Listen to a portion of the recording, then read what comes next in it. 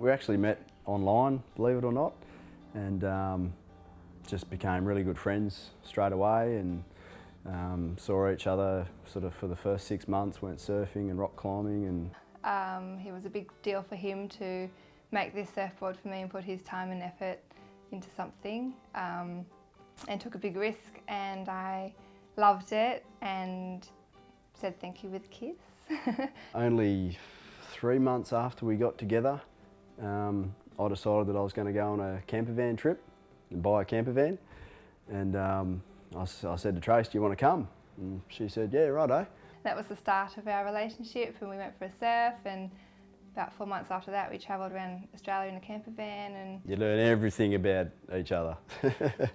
That was a fantastic test. We got to know each other very quickly, there was no secrets. It was nice and close, confined spaces, so there was lots of windies and smelly things going on. There's no toilet in the van, so we had to use a lot of bushes, and we got to know each other very well. We never really had any fights or anything, and we gelled really well and worked together, and you know, did a heap of surfing and bushwalks and all that sort of stuff, and yeah, just had a heap of fun. It was really good. When we got back, I actually had nowhere to live, so I moved in with him and his parents, and we stayed there for about 2 years. You know, everything was going great, so I was like, oh, well, we'll just continue, you know, but you know what girls are like, they like to take the next step, and you know, which, you know, when it sort of, she started dropping hints to that sort of thing, you know, it didn't take long for me to make the decision that no worries. There was 2 proposals. He took me down to, well, it was our 4-year anniversary, and we went surfing at the same beach where he gave me the surfboard, and we were in the water and the sun was shining, and then it would go behind the clouds, so he was trying to wait for it to be perfect and the sun out, and I got too cold, so I chickened out and got out of the water, so that wasn't going to happen. So he'd organised a restaurant that night for dinner, so he took me down to Freshwater Beach, and he tricked me thinking we were going to Pelu. And we walked up to the entrance, and she was all excited. Oh my God, we're going to Pelu, you know.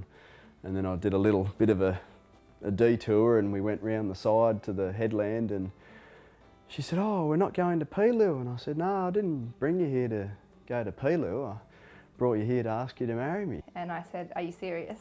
And he said, of course I'm serious. So she said, yes, of course. And we walked up the headland to a different restaurant, and that's where we had our lovely dinner.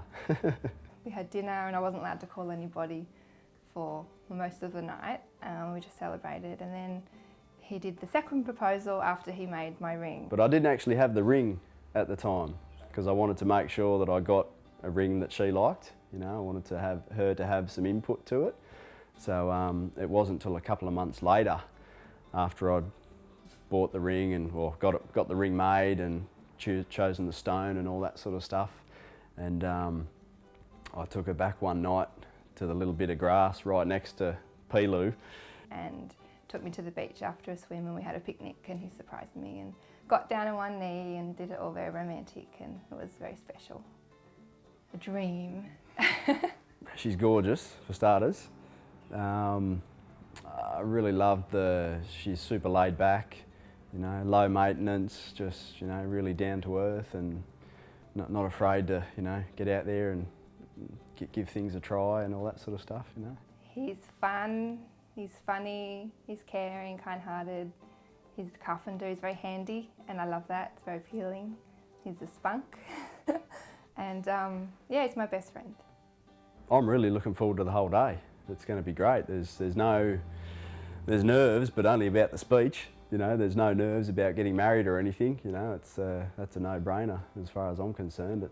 You know, she's a great girl, and you know, I can't wait. It's going to be fantastic. Rob, I love you. You're amazing. Thank you for all the fun times we've shared, and I look forward to sharing many more in the future. Yay, I can't wait to marry you.